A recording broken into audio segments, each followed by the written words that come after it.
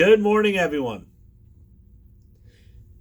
This week's Torah portion and next week's Torah portion, majority of it is a repetition of the previous parshiot that talk about the Jewish people building the tabernacles, gathering the material for it, making the clothes for the high priest.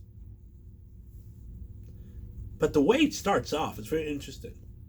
This week's Torah portion starts off by saying that Moshe gathered the Jewish people and told them about the laws of Shabbos. And then it goes back to the building of the Mishkan and the gathering of all the material. And the commentaries asked, the Talmud already asked this, Rashi quotes this, why does it start off with the laws of Shabbos? This is not the right place for it. And the Talmud tells us, and Rashi quotes, to teach us that even for the building of the Mishkan, we can't desecrate the Shabbos. Beautiful lesson. Beautiful law. The question is, what are we supposed to take out of this? And I saw this beautiful idea that one could think, what? For the building of the Mishkan, we can't desecrate the Shabbos? Let's try to get God's presence into our life as quickly as we can.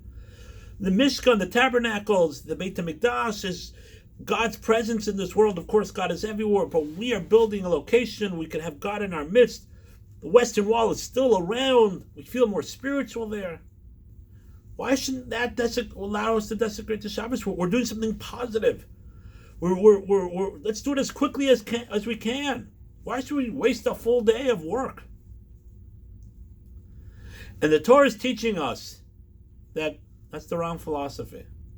Of course, we should try to grow spiritually as much as we can.